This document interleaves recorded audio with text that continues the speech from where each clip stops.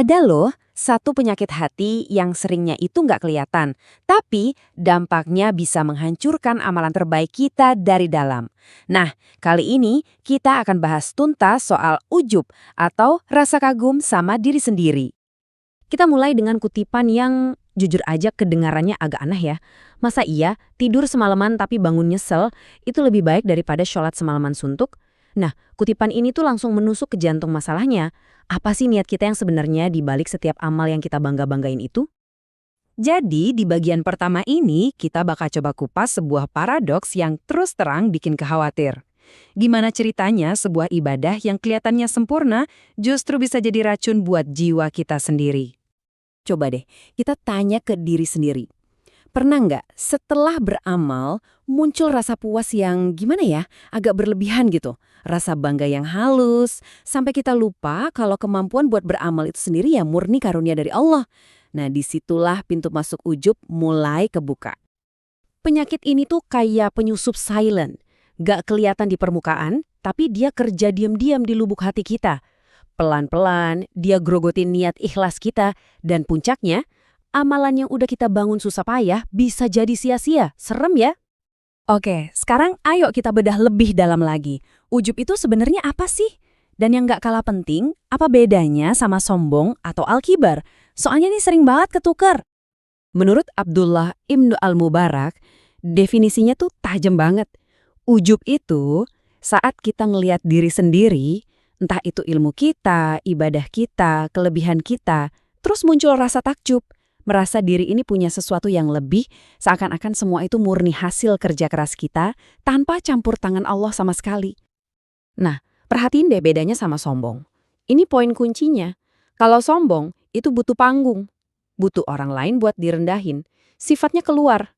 Tapi ujub itu kayak teater pribadi di dalam hati. Bisa terjadi pas kita lagi sendirian, di tengah keheningan malam, abis tahajud, terus hati kita bisik-bisik. Wah, soleh banget ya gue. Pernyataan ini nunjukin ironi yang tajam banget. Semakin rajin seseorang ibadah, ternyata semakin besar juga celah buat ujub masuk. Ini bukan berarti kita harus berhenti beramal ya, tapi justru kewaspadaan kita harus makin tinggi seiring amalan kita yang makin banyak.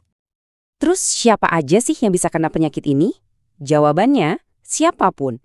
Bahkan orang-orang yang di mata kita itu paling soleh sekalipun. Coba kita lihat bentuknya kayak gimana. Seorang ahli ilmu misalnya bisa kena pas dia mulai kagum sama kedalaman ilmunya. Debat bukan lagi buat cari kebenaran, tapi jadi ajang pamer kecerdasan. Ilmunya pun jadi hiasan buat ego, bukan jadi cahaya buat hatinya. Orang yang dermawan juga bisa jatuh ke perangkap ini. Waktu ngasih, dia mulai ngerasa lebih unggul dari yang menerima. Fokusnya pelan-pelan geser dari yang tadinya cuma berharap ridho Allah, jadi menikmati perasaan, wah, gue orang baik. Bahkan dalam situasi yang paling ekstrim, seorang pejuang di jalan Allah pun bisa terinfeksi. Dia mulai kagum sama keberaniannya sendiri, seolah-olah keteguhan itu murni dari dirinya. Lupa kalau setiap detik kekuatan dan keselamatan itu mutlak pertolongan dari Allah. Jadi kesimpulannya tegas banget, nggak ada kompromi. Seperti kata Imam Az-Zahabi, antara ujub sama keberhasilan sejati, baik di dunia, apalagi di akhirat, itu dua hal yang nggak akan pernah bisa nyatu. Titik. Oke, kita udah kenalan sama penyakitnya, udah lihat gejalanya. Sekarang, pertanyaannya, ada obatnya bah sih?